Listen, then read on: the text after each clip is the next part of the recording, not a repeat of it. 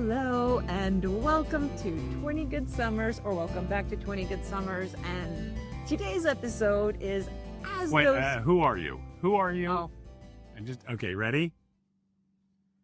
Hello and welcome to 20 Good Summers, or welcome back to 20 Good Summers. I am Paulina Horoskova, and this is my co-host, Jeff Greenstein. This time I didn't even get to say it. You didn't get to say anything. That's fine. It was it's totally just fine. you. And as you can tell, we are sitting by a lake. Those of you who can see us on YouTube. And you should. Well, this is kind of funny. Yeah, this is a good episode to, I guess, be watching, because we are, in fact, out in nature.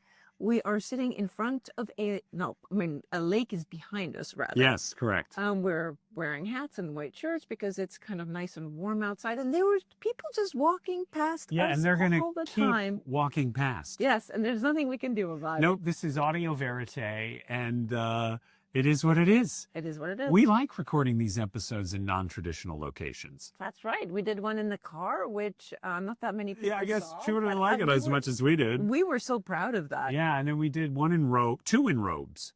Yes. Two in robes. Yep. Yeah. And today by a lake. So today's episode is all about, if you watched last week's episode, it was all about, we said coming and going, and then we only got to coming. Right, we were trying to tackle sex and travel in one episode, but as it turned out, the former was too big a topic. So we're back. Way too big of a topic, and in fact, there were even things that we didn't get to address in the coming part of the episode. But so this one, just go with us. This is Going. Right, and it seemed appropriate to do this in the midst of a trip. We're on a trip right now. We are. We are uncommonly lucky that travel is a big part of our lives at this point. We are. And is, I think, in some ways kind of one of the central pillars of our relationship in terms of something that we really enjoy doing together. Yeah, well, we both really love travel, and we both love traveling together, and we're really good travelers. And I remember when I was younger, my girlfriends always said, the big test is how you travel together. I've heard this too. Because the stressors of traveling together, planes being delayed, or trains derailing, or whatever it is. This is what I always loved about the show The Amazing Race. Like, it's about couples under pressure, and you learn, whether it's a father and a daughter, or two people who are newly in love, or people who've been married for 40 years, you learn a lot about the tenor and the character of the relationship by seeing what they're like under stress, trying to make a plane in an airport, and so I think you do learn a lot. Yeah, when you it take your partner on reveals a kind trip. of like all the potential cracks in the relationship. Would you advise a girlfriend to commit to a man with whom she had not traveled? Absolutely not. Absolutely not. And I have girlfriends who lived with their boyfriends, with their partners, who had a wonderful time. And there's a little dog walking past us, which is very cute. Yes. That lived with a partner for a year, and then they went on a vacation. And the wheels came off? And the wheels came off. They came back from the vacation, and the relationship was over. Wow. Huh. So I would say definitely do the trip together before you move in together. Yeah. I want to talk about, do you mind if we rewind the tape a little bit? No, in fact, I thought we should. I was thinking the very same thing. Great. Let's because rewind the tape. I would like you to talk, because you were traveling from a very early age. Yes. Right? Even as a child, you were traveling a lot. So can you talk a little bit about your history with travel, with your family? And well, thank you. I love being interviewed for my very own podcast. That's fine. Yes. So my history of travel, and I just want to, look, I was born in the then communist country, and we had no money. Nobody had any money in the communist country. And also you weren't allowed to really leave the country and go anywhere. So that makes travel very difficult. Limited. Incredibly limited.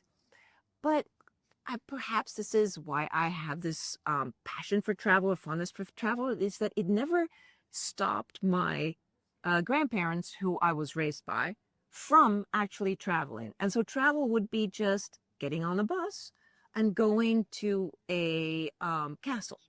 Okay. Going in, because of course all of the castles in Czechoslovakia were Czechia, then Czechoslovakia, has more castles. most populous country in castles. Yes, Yeah.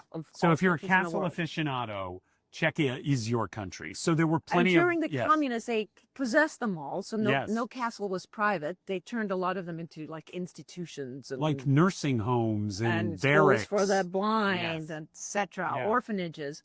But those that they left alone or that they took with a lot of stuff in them were turned into museums. Yeah. So pretty much, I feel like almost every weekend my grandparents would take me and we would get on the bus and I would invariably get really car sick because I was a very car sick child. You? So this is like 3, 4, 5. And do you remember these trips? Because it's a cliche about travel with young children is that they will never remember this extraordinary trip. We went to Hawaii when my son was 3. He remembers Nothing. None of it. Beautiful memories for me. Yeah. But he doesn't have much recollection. But you sounds like you do. Well, no, I don't remember the individual trip. I do not remember any of the individual trips. But what I remember, and I think this is what you give to your child if you travel with them, is a sense of just expanding their world a little bit, of adventure. You're not in routine. You're doing something that's out of the ordinary, that's exciting. And sometimes it's not comfortable. And so you get your child used to the discomfort of veering out of your routine. Yeah. And this is exactly how travel and sex then merge. Did you see this coming? No, I really didn't, actually. Please elaborate on that. I think at this point everybody has heard of Mating in Captivity. No, I'm not sure everybody has. Okay. Esther Perel's book, Mating in Captivity, talks about when this. she talks a lot about sex and how we expect to be with one partner for the rest of our lives, and how we and how does one and sex is not sexy if it becomes familiar. A part of sex that makes sex sexy is the mystery. It's the desire comes from the unknown. Being on edge, it's surprising, it's new experiences, it's a peak experience. It's being out of a routine. Yeah. That's what's sexy. And so if you're in a long-term relationship, how do you get that into your relationship without having an open relationship? Having an affair. Or without having an open relationship. Yeah. Right. Well, travel. Of course. Is there any other, just for a second, is there any other route to that? I mean, doing ayahuasca together? I'm trying to think. That's a sort of travel. I've never done But it is that a sort of travel. thing. It is a travel. It's travel of a sort. But you know what? You know what else is travel? Is going and enjoying a leisurely meal of food you're not used to. That's travel. It's a travel of the taste buds. I'm going to reprise something that we spoke about in an earlier episode, because we went to see our friend Amy in this play called Dinner with Friends, and it opens with a couple excitedly telling their friends about a trip to Italy, and they want to recount every little beat of the trip and every little cheese and every little wine, and it is because it's entirely out of the norm for them. So this is what you're talking about, like for couples that have been together for a long time, going to that, that restaurant on the side of town you've never been to and having a leisurely meal and, oh my God, I'm having Georgian dumplings for the first time, is that kind of peak experience. Anything that's out of the norm? Well, okay, this is just my take on it. You're an acknowledged expert. Of myself. I'm an acknowledged expert on yourself. Yes. Absolutely. Go for it. Super expert at myself. Yes. And so I would say that anything that takes you out of your ordinary day. So yeah, sometimes it's just because, of course, look, a lot of people look at us, and this was an Instagram note I was wondering if this would come up. Well, I think it's a good one to on our last reel that we were just talking about being in Paris. I'm incredibly lucky. We are in midnight in Paris, and it's so amazing. Just for those of you who haven't seen it, on our list of fun things we might do on this trip, we thought, let's go to the set of steps that Owen Wilson goes to in the movie Midnight in Paris, where he's transported back to the 1920s. And fortuitously, on a particular night, we found ourselves wandering not far from where this scene takes place, and we alighted upon the steps at 3 minutes to midnight. It was so romantic, and it was raining, so the ground was all like shiny. Slick streets. Hold a second. Yes. Isn't this great? This is so verite for you guys. Yeah, I know you like verite. I do. Okay, All right, go ahead. Oh, wow. They probably can't see whatever but you're I doing. Can. All right, it's fine. Can I do it to you so it looks like okay? No. You're gonna cut this part. I doubt I will. Okay, keep going. Okay. I don't know what Toothpaste. I don't know what toothpaste. Yeah. Oof. All right. Anyway, someone had a comment on this video that we posted. Yes, and the comment was very short and to the point. How short was it? It said spoiled, and I thought the intention is right. What this lady meant to say was, "You privileged fucks." And she is right. We are unbelievably privileged, but we are not spoiled, because spoiled implies that you are not happy with these immense or wonderful that you take things them that for you granted. have. You take them for granted. We are pretty much exactly the opposite of that. We wake up and we're aware of our privilege on a daily basis, sometimes on an hourly, minutely basis. Yes. We're constantly grateful. This is why we're always so fucking happy. Yes. And just to circle back, this is a beautiful bridge back to, you were in the middle of recounting your childhood experiences with travel, because I think this is relevant to the whole issue of feeling spoiled, privileged, and so forth. These kind of extravagant trips were not part of your upbringing. A big trip was going to a castle a couple of miles away in Czech. And me puking on the bus. Right. Yeah, that was travel. Now, once we moved to Sweden with my mom at the age of 9, what my mother did, and she gave me this wonderful gift. She was a single parent. So we had absolutely no spare money. I had, she got all my clothes out of like vintage stores that were not. They weren't called vintage stores. They were called thrift stores. They were called, Salvation Army. Yes. I looked ridiculous, but she would always manage to save up enough money once a year to then like go through the newspapers, one morning and then and focus in on they would have these package trips where you could get like a package trip, say to Italy or to Spain or Mallorca or whatever. And it would be, like the places that were not sold. So it would be 3 spots to Italy, and you don't know where you're going, you don't know where. But it's at a huge discount because they're unsold spots. Exactly, and you are leaving tomorrow. Okay. And so she would be ready, and we would go on these trips that would take us to places like Italy, Lago di Garda. I remember going when I was about 11. Did you say Croatia was one of those trips? We went to Croatia. We went to Sicily. We went to Greece. But and you're 9, 10, 11 when this is happening. 9, 10, 11, 12. Yeah. That's kind of amazing. Yes. I mean, I think it's easy to forget. I'm going to say something that's so like patently obvious to everybody but me. But when you grow up in the United States, a big trip like that would be going from Atlanta, Georgia to New York City. Well, but sure, in because Europe, in mileage. Yes, in mileage, exactly. I was going from maybe Boston to Kansas, but. Yeah, but you're going to an entirely different. Culture. Everything is so close together. It is easier for us Europeans. Okay. Now, for example, I know when you were a kid, you did not do much travel. Zero. Absolutely none. And the few times that you guys went on a trip, it was like really significant. Few is an overstatement. Super memorable. The only trip, I grew up in Atlanta. I'm the oldest of 4. My parents had 4 kids very quickly. And we did not travel at all when I was a kid. And if you set aside, we briefly moved to Maryland and then back to Atlanta, I don't count that as a trip. That's moving. That's moving. Okay? That's different. So if you set that aside, we went between the ages of 0 and 16, I went on one family vacation, exactly one family vacation. And it was a big elaborate trip that my parents planned with another family for America's bicentennial. So guys, this is exactly 50 years ago. And we all piled into the station wagon, and we had worked up an elaborate itinerary of various sites from the Revolutionary War that we were going to visit, and we were going to end up in Williamsburg, Virginia on July 4th.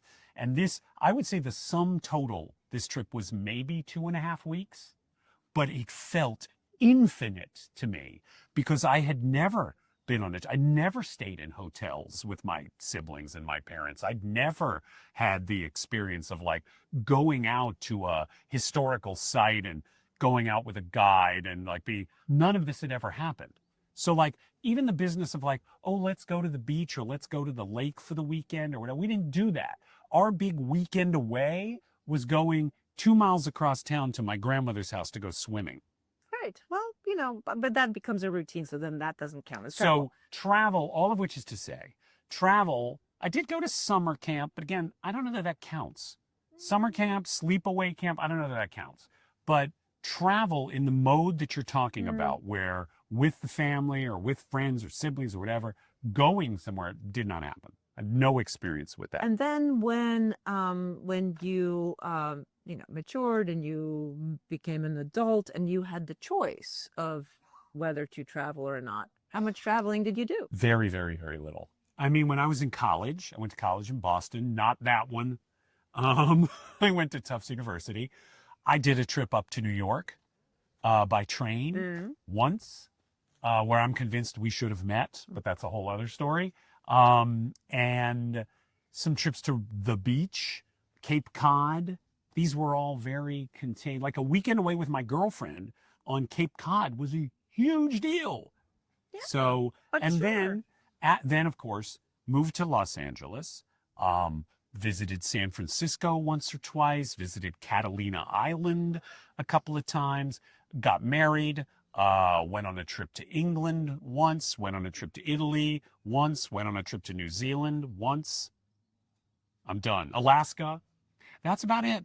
And I was married for 25 years. These were stretched over a very, very long period of time. Regular travel, vacation travel. When I was working in television. Okay, hang on. Yeah, no problem. When I was working in television and I was at the end of a very intense 10-month production season, I just wanted to collapse. I did not need a vacation per se. I just needed to downshift. Well, and I think this is a lot of people, like when you had a 9 to 5 or longer job, and then you have children to take care of, and sometimes you have older parents, and life gets in the way. I think on the weekend, what you want to do is relax. It's nothing.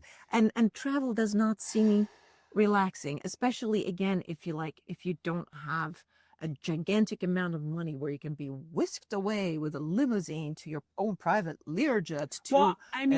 Which, by the way, I've experienced. Well, we're going to get to that. Once or twice. Yeah, I would like to get to that. I would like to get to that. Anyway, but we have numerous people inbound. Yes, that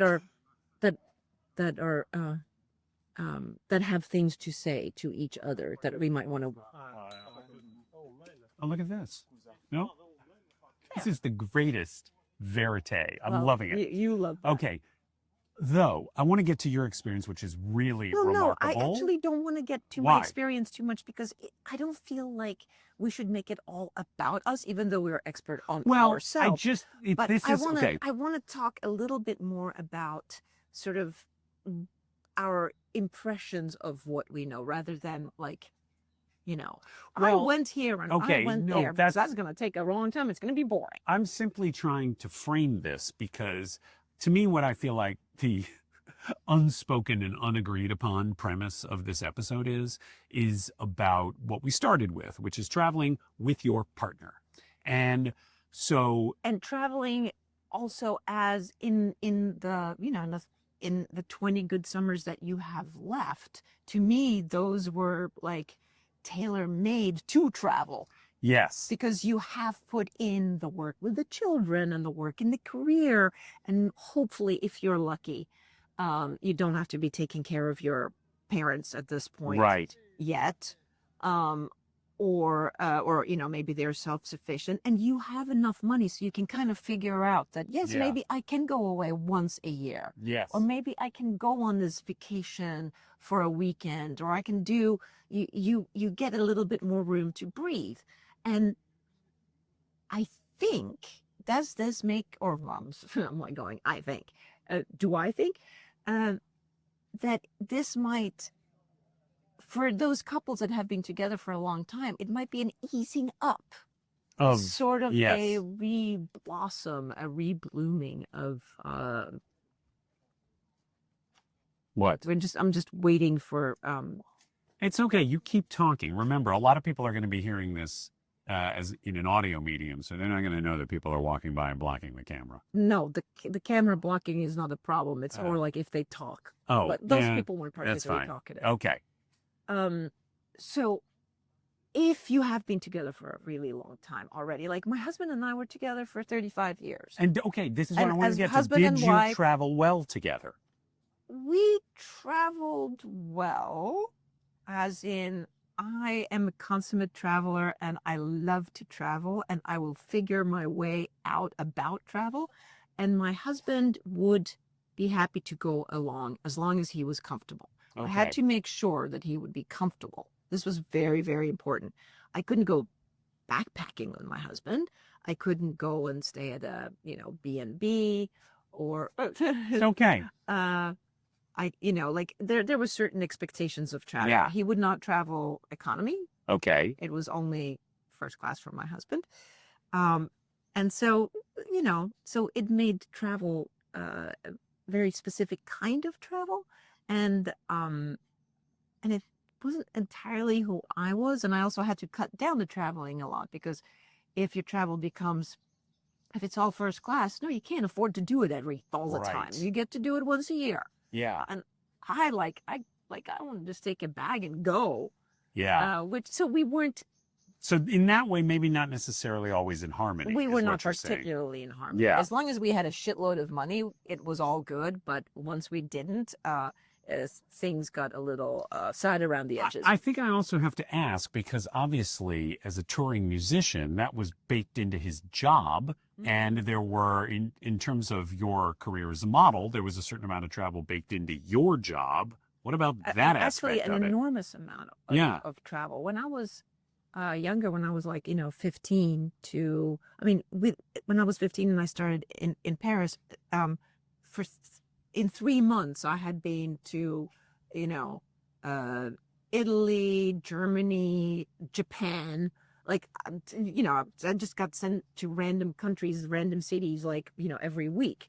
And so, and I was already comfortable with this, kind of from my childhood, this Yes. this idea of going out of your routine and seeing something else, experiencing something else, That experiencing did something not new. scare you. No. I think this was a great gift that I was given as a child. That The part of the gift of a desultory and chaotic upbringing is that you learn to live with chaos and make a friend of it. yes, well, you know what? Well said. Yes, of course I didn't see. No, you don't see it that way at the No. time. Especially not when I was little. But my husband, I think, was more fond of routines. And when he was on tour, see, again, people think, oh, when you're a model, you get to travel and yes, we get to travel everywhere and, go to a different country every week, sometimes twice a week, sometimes 3 times a week. The unfortunate part is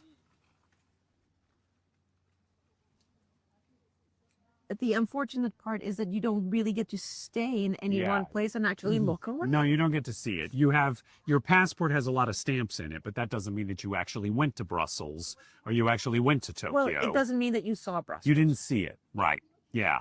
So, so I went all over the world very quickly, many, many times without actually seeing much, just having the disruption of Did travel. that frustrate you at the time during those years when you were traveling as a model? Did you find it frustrating, looking out the window and you see, an Onion Dome or the Eiffel Tower? Well, Eiffel Tower, I know you lived That's in where Paris, I lived, but yeah. an Onion Dome or some exotic, and you can't get out there to explore it?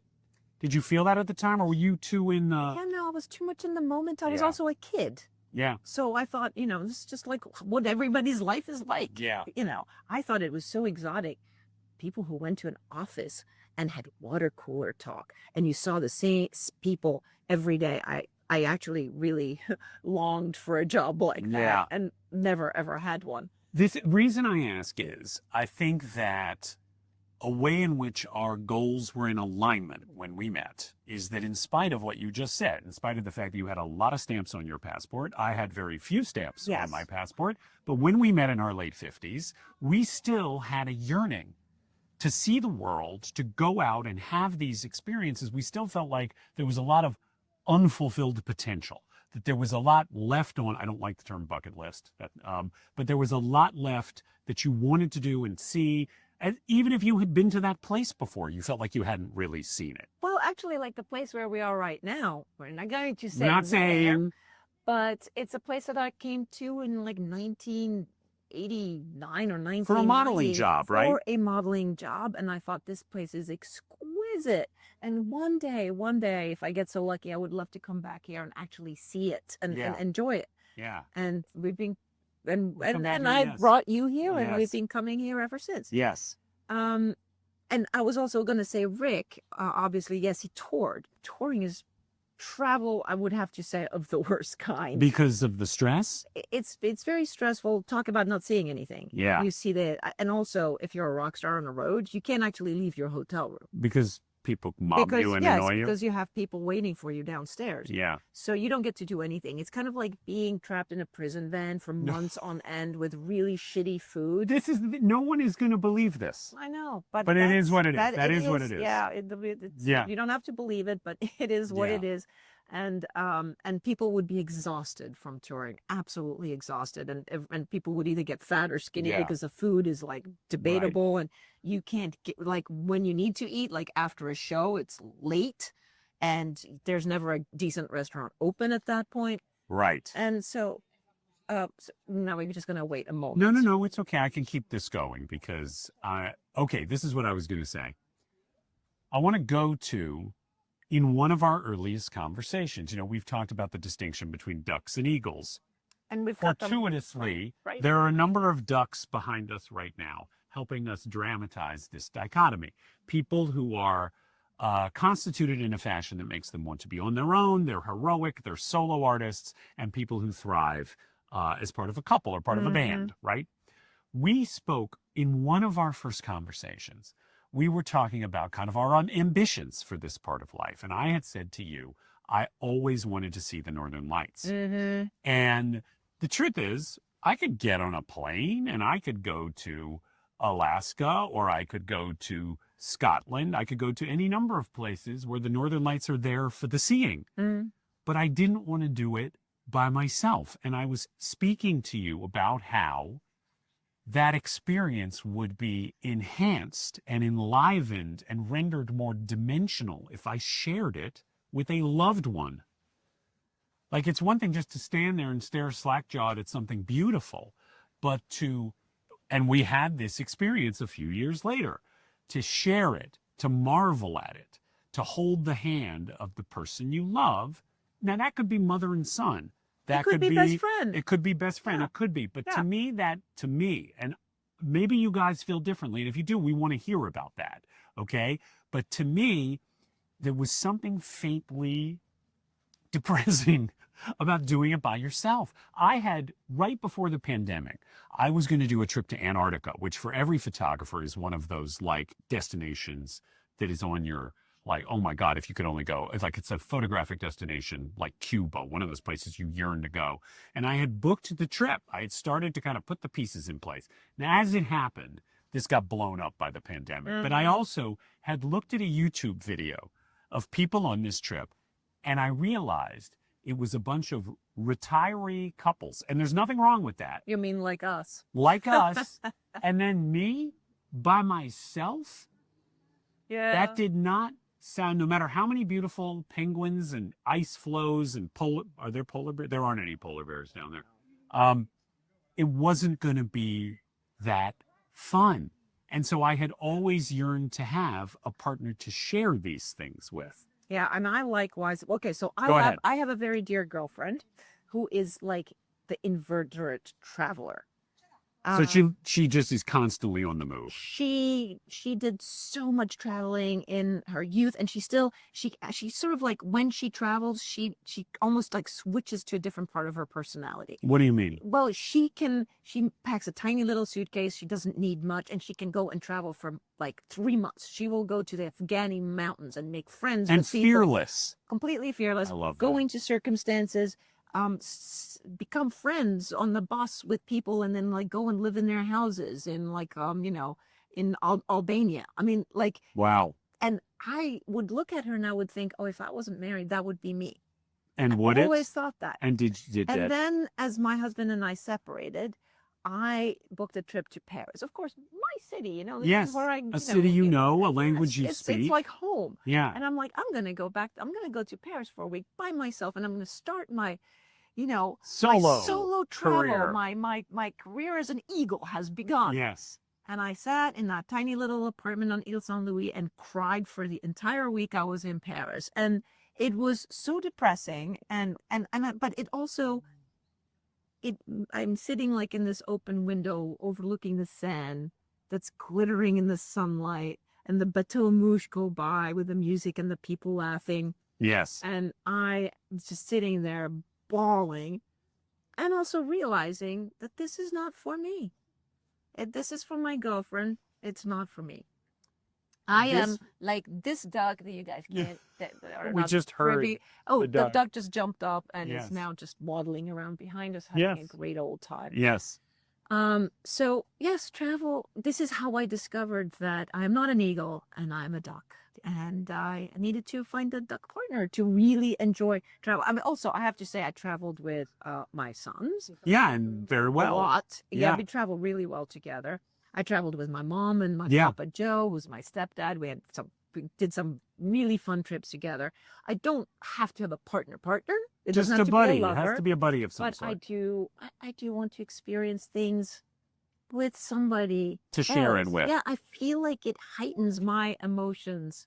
It heightens what I see and what I learn, because then you can go, you see something wonderful, and then you can have dinner and you can go over this wonderful thing that you have seen. And it's sort of like, you're kind of like retasting. You're like re-experiencing parts of this. So here's my question to you now is like, when you were married, and you were married for a long time as well. When you guys traveled in the later years, did it make your sex life spicier?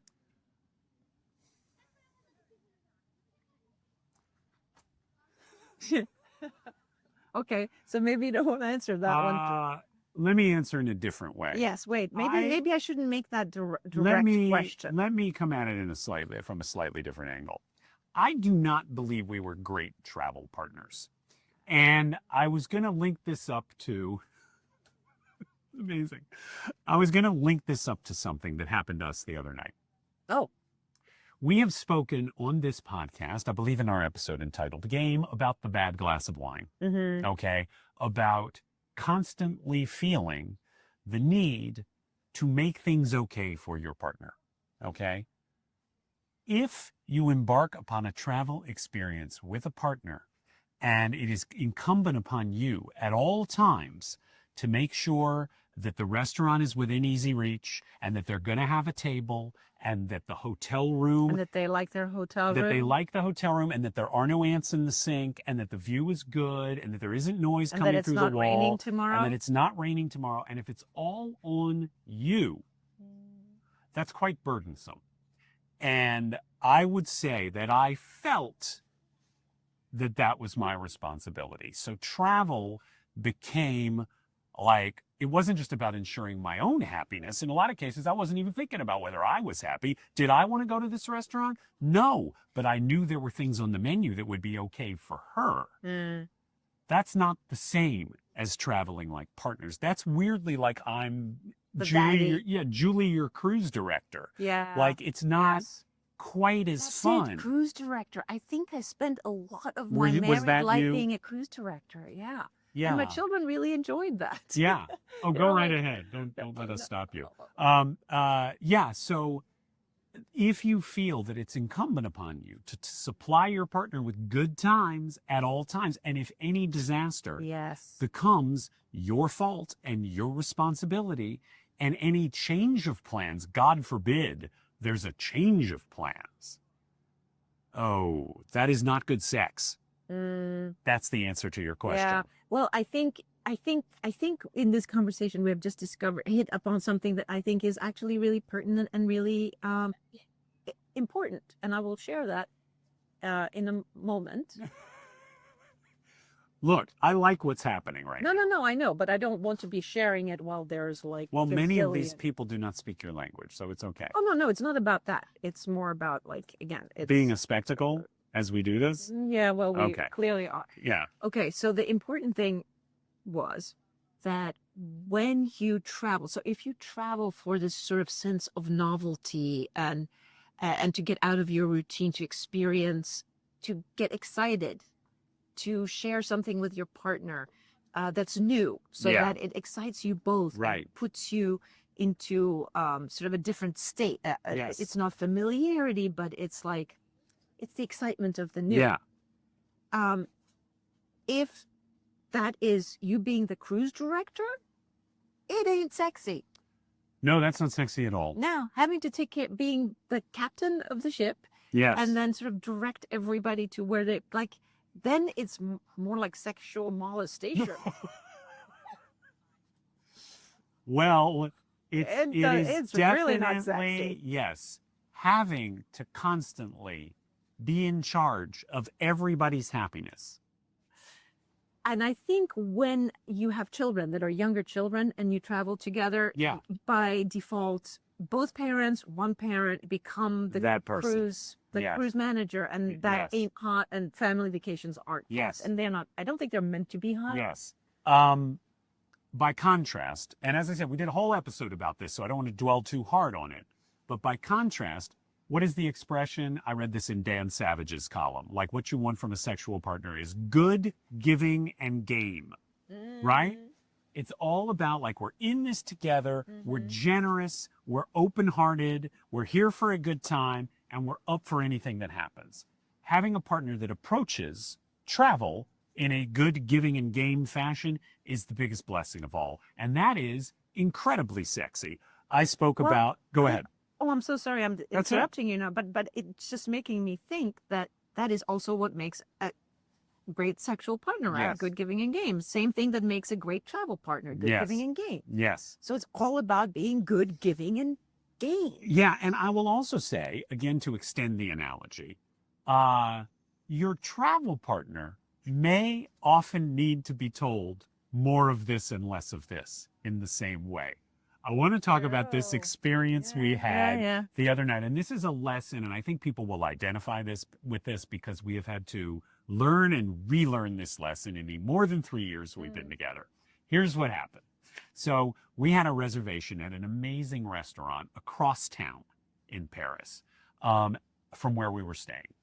We got on bikes because it's our favorite way to get around in a city, particularly like Paris, that has a great bike infrastructure. We cycled a half hour across town on like the equivalent of city bikes to get to the restaurant, had this amazing meal. We had gotten a warning from the restaurant that some of the roads around the restaurant might be closed because of I'm going to use the word soccer instead of football, with apologies to European listeners, okay? But because of a championship soccer match, okay, the Paris team versus Bayern Munich was being played that night. And apparently there were riots last year. Well, of course, we had no idea. We had no idea. I also don't follow sports very closely. Yes, except football. Except football. American football. So as we get close to the restaurant, we're getting off our bikes and we see hundreds upon hundreds upon hundreds of cops up and down the Champs-Elysees. But we're like, all right, that looks whatever. Pretty. Nice blue lights. Yeah, lots of blue lights and stuff. We have our lovely dinner. We come out. It's 11:30, and the city is in chaos. I mean, I have never seen Paris like this. I lived there for years. I've been going back for my entire life, and I've never seen Paris like this. It was like Armageddon. It was crazy. Fireworks shot off in the streets.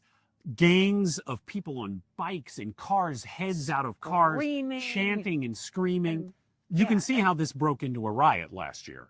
easily. And easily. I am shocked that there was no riot breaking out this year Yes. because it sure seemed like one big riot. And it was definitely like nerve jangling Yeah. because of the fireworks and the screaming and just the general sense. And it's night and people are pressing in on you. And just if you have any sort of crowd issues or anxiety issues, Like me. this is definitely an easy way to ignite them. Yeah. So we had planned on taking the metro, the subway, back to our hotel. The metro was offline. Yep. We No metro. took a cursory look at taxis. Forget it. The traffic was You could- impassable. Cars were just sitting there. Right. And I foolishly was breaking in a new pair of shoes that night. Foolishly. And we were more than an hour's walk from our about an hotel. hour and 15, yeah, from our apartment. And it was also kind of drizzling. It was kind of drizzling. And we're in formal wear, guys. Yeah. Like we're dressed up and we're definitely not in the soccer garb of everyone else who's in the streets. So this is going on and we're trying to find bikes. But even on our bikes, we couldn't get out of Well, there. actually, we rented bikes and then we couldn't get anywhere. Couldn't get with anywhere, those just had bikes. to return And we them. had to return them because we couldn't Yeah. take them anywhere. And Point of this story is, and a similar thing had happened not 3 or 4 days before, and we had a nice talk about it. I went into cruise director mode. Mhm. I was extremely edgy, not just for myself, because it was, as I said, so nerve jangling, but also I felt like I had to protect my partner. Now, my partner does not need protecting, but my Southern gentleman instincts take over, and I'm not really thinking about who you are. I am just clearly. thinking she's my partner, and it is my job. She's a lady and I wasn't- gotta protect her. I wasn't going to say that. I wasn't going to say that part. Oh. But I did feel like it is my job. And I was actually making you anxious by Oh being. my God, you were so edgy and you seemed so uncomfortable. And I just kept thinking, you just have to slow down, calm down. We just need to walk our way out of this mess. Yes. And that's all we need to do. We just need to, this is Paris. We will keep walking little streets until we find some more Right. bikes or like, we'll figure it out. It's Paris. It's fine. We're hand in hand. It's all good. But I want to get But to, I'm with yeah. this very edgy man. Yes. I want to get to the thing you said because it was funny. You Wow. said Yes. that the fact that I was edgy. Kept me from being edgy. So Can you explain Well, this I mean, phenomenon? Actually, this is just very easy. If something happens and you become the cruise director, then I don't have to be the cruise director. So But if you weirdly- weren't edgy, if you were sort of all like laissez-faire about it and going, oh, don't worry, we'll get out of this mess eventually, I would become the cruise director and go, but we need to do ABC. So weirdly, my pathology Allows exempted me you. to relax. It was so crazy. But I will say, in the moment, we were not communicating very well. We really weren't, because it felt like we were in the middle of a crisis. So we were definitely And not also, checking in. I did take Oh, you she by did. the shoulder, and I was like, "Look at me," and I said something terribly that turned out to be terribly unhelpful to him. Yes. Which was, "You're freaking out." That, we talked about this on the way home. That is like saying to a woman, calm down. Never, ever say calm down. Don't do it. And don't Calm down. apparently don't say it to your And guy, don't say it to your guy. "You're freaking You're out." freaking out. So we did talk about, after this occurred, we walked all the way home. I got blisters on my You toes. sure It's did. okay. It was much better than the alternatives. And as we got further away from the center of the action, suddenly we're in romantic Paris again, and it was fine. But I was glad that we took the last 20 minutes of the walk to do a bit of a debrief on what had happened and how to give each other And the you kind know- of loving support. Go ahead. And the reason we did that debrief was because you dared to get vulnerable about this, which of course I know you're super good at. But we were walking along, we were holding hands. And you said, am I acting like, am I weird? Am I a little, Something along am I those edgy? lines, And I yes. was like, yeah, you're a bit of a nightmare actually. And you said, well, I'm sorry, but I've kind of felt like this. Yes. And then we could slide into it. It absolutely I couldn't hold that against you, that you're like, yeah, I'm edgy because I was frightened and I felt like I was responsible for us. I was responsible for you. And so, and it completely disarmed me because I understood you. I could understand why you, were acting the way you were. And it got us to a really cool conversation where you Yeah. just open and you're like, oh, you know what? I tend to do that. I would have done it.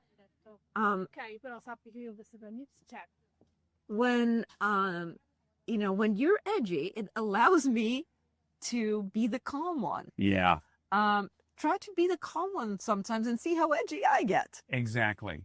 But what we arrived at, this is going to sound so simple or fatuous or intuitive or whatever, so forgive us. But what should have happened in that, what we needed to do in that moment, and we talked about this, Yes. was just look at each other and say, it's okay. We're a team. We'll get through this. It's going to be fine. Well, yes. That was the gist of it, Yeah, right? yeah. Don't say, stay calm or you're freaking out, but just say, hey, we're a we got team. this. We got this. Yes. We got this. And Us. again, it is good team play, right? It's good partner hygiene to check in like that, and to not. My tendency, as I said, is to take over and be the problem solver, and I want to be the hero.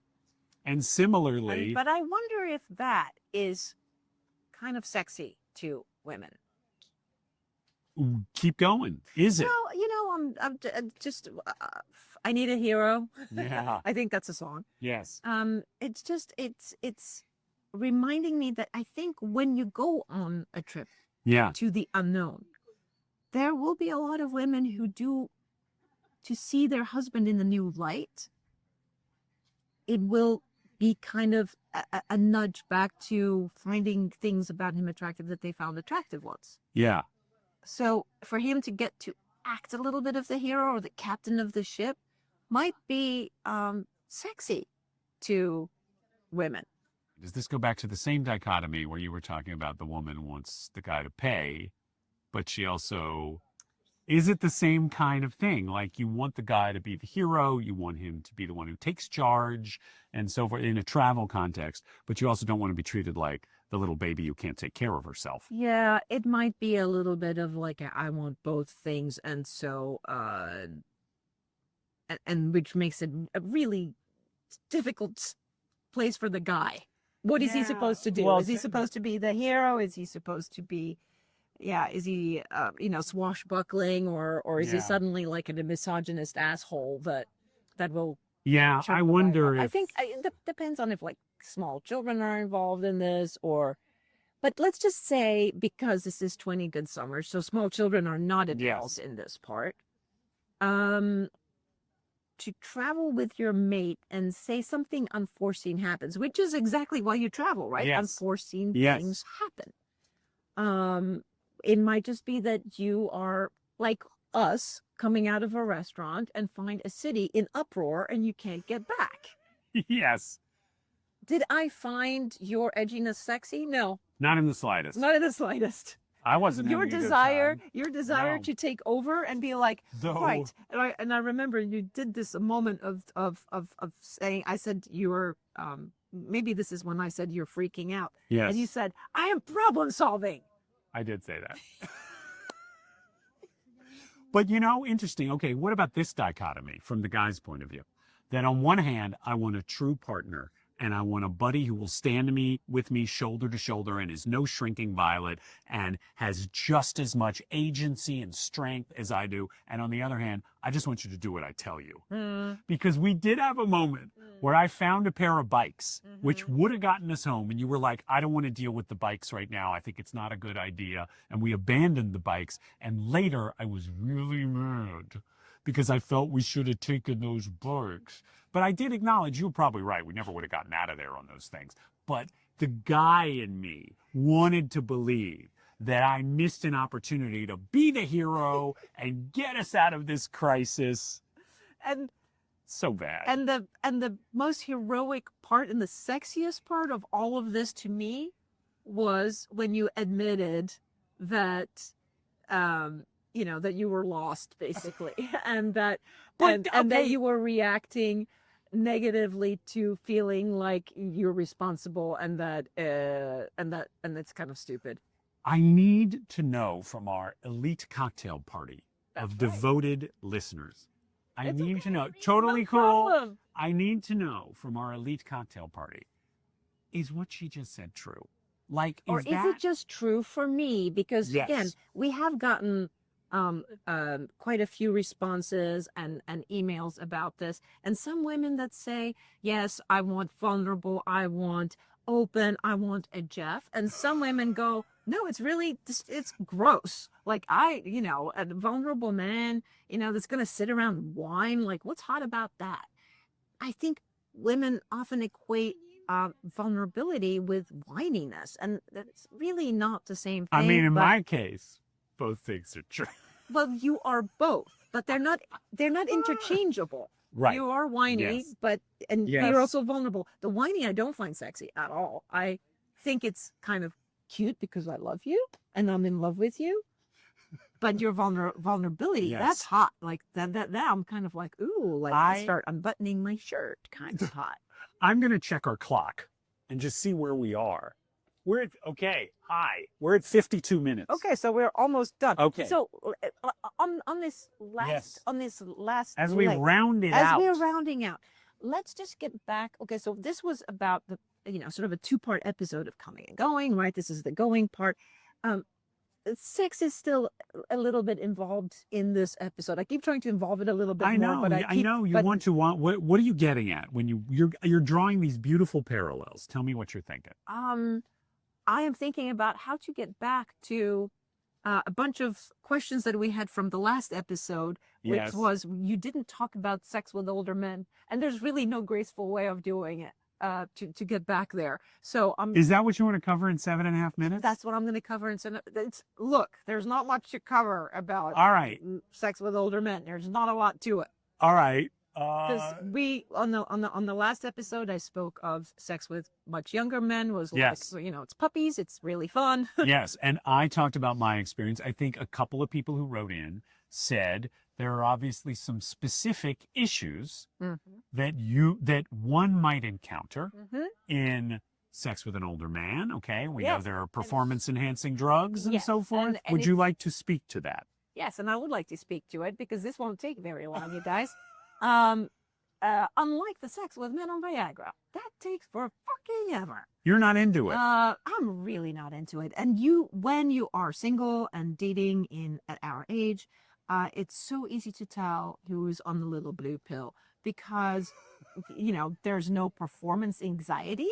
There is no lack of erect. Yes. But man, there's no orgasm. So it's just these guys just keep going and going and going, And do sawing they away at seem you. very pleased with themselves? Very pleased with themselves. And 2 hours into it, you're like, can we just call Do you this? think they can we just call this know? Okay. like a night? Do you think they know that 2 hours sawing? That's quite a yike. Yeah. All right. Do you think they know? Actually, that- we had a couple of girlfriends and I had we had like a word for these guys that take the pill and then just like This is my favorite drive-by. it's great.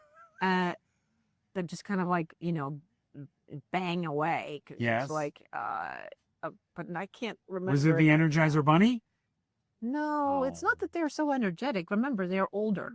Oh, so it's They just have an erection and they're so pleased with it, and it's all like, let's do things with this. Look, it's here. look what I brought. Look what I brought to the table. Now we must celebrate But this I- thing this that is the I thing, brought. it's and then sex fascinating. Okay. becomes about their erection rather than you.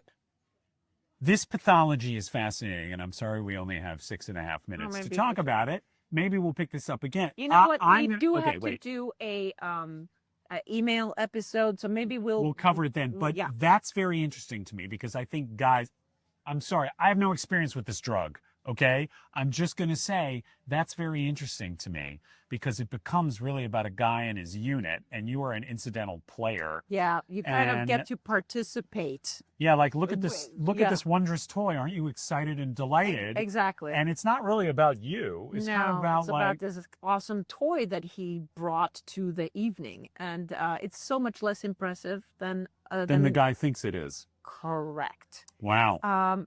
Now there's the whole issue of like performance anxiety, etc. And I have to say, that's actually something that we need to talk about further. So, do you want to guys, preview that, or do you want to just bookmark it? We're gonna bookmark it. Okay.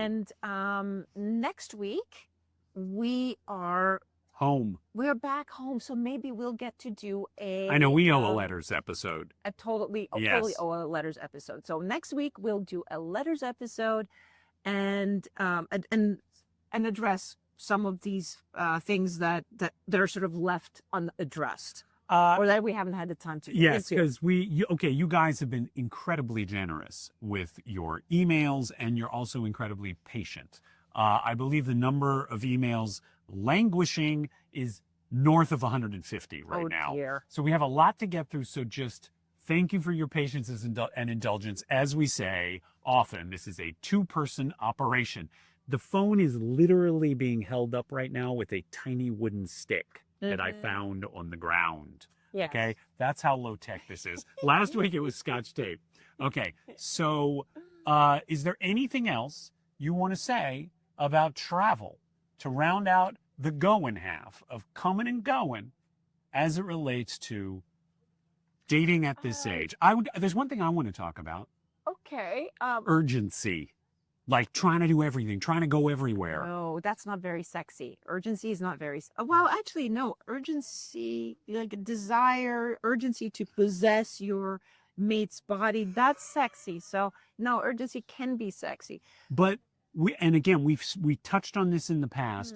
We have a lot of things we want to do and a lot of places we want to go. And I think there's a tendency. We have been to Paris a couple of times together, and we have yet to hit the Louvre, the place they say you should go first. I think there is a tendency to want to check the boxes and like, well, we got to do this, we got to do that. And we've been a lot more loose-limbed about that, and I like it.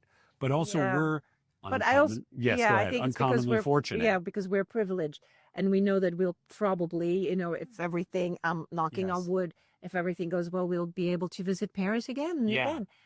So for if it's like your one trip to Paris that you've been saving up for your whole life, how are you not going to try to cram everything in? Yeah.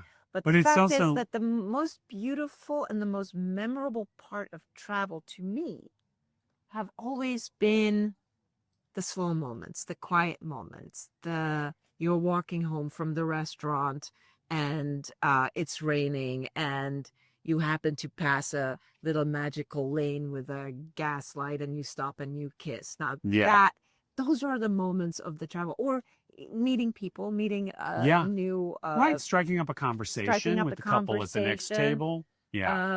Also the taste of food and the smells and sort of like the what do you call it, the tangible pleasures of a different culture. It's rarely the things in the guidebook. Like we've stood at the base of Michelangelo's David in Florence and gaped at it with 1,000 other people. And there's no doubt that's an extraordinary aesthetic experience. But when I think about great times in Florence, I don't think about that. What do you think of when you think of it? I think about walking those streets with you. I think about that. We did have a great meal there. We did have a great meal there. I do think of that great steak. I think of this lovely quirky hotel room that we had. Yes. And brewing like odd little espresso cups of coffee and then not having any milk. So trying to like put in like whatever random powdered stuff there was. Like, it's things like that. Yeah, the weird stops along the way. When we went to the Pez factory, we had one of the best times. We were never intending to go there. We went on a beer tour. In the Czech Republic of a beer bottler. It's about stopping and getting like doing something unexpected. Again, Yes. travel, if everything is pre-planned exactly, like, and at 9 o'clock we will hit this, at 10 o'clock we will hit this, at 12 we will hit And that's this. how all my other trips had, my few, but that's how they had And all a lot been. of people really enjoy traveling this way because it's routine and it feels, And you know you'll come away feeling successful. and I think it makes people feel safe. Yes. They have control. Yeah. They might be in a different place, but they're still in control. You know what, guys? The sexiest thing is to be out of control for a moment. Yeah. To just let that go, to let control go. That's really sexy. And with that, Yes. You know what? What I like about what you were able to do in this episode is draw not just the, Chris Rock said it's all about coming and going, but you drew some lovely parallels between good sex and good travel. Very nice. Okay. I'm going to tell you very quickly how to find us. Okay. We have 20goodsummers.com. Okay. That's the clearinghouse for everything 20 Good Summers. In every case, the word 20 is spelled out. Okay. You will find our merch there and every episode. We are 20 Good Summers Pod on Instagram. Follow us there or search the phrase 20 Good Summers on any podcast platform, including YouTube, for our videos and for our episodes. You can listen to us all over the place. This is something we never have said. oh, right. That's Rate right. and review, like and subscribe. People say this on every show. The reason they say it is Yeah. because it helps move the thing up That's the right. charts so that And people find and see it. we hear a lot of you that let us know on Instagram that you watched the episode and that you liked it, or you write us an email, but it doesn't translate into algorithms. Yes. Where we are kind of sadly like the forgotten little Yeah. whatever. Yeah. So give The us a forgotten nice. little stick that's holding up a phone for an Yes. hour. So give us a nice on the iTunes store or on YouTube or Spotify or whatever your favorite platform is. It will help us. Yeah. Okay. And I always turn to you for the last word. I know, and you know that I don't really need the last word. I mean, I do in real life. All right. Well, until next time, until episode 6, this is episode 16. Until the next one, we say au revoir. Ciao.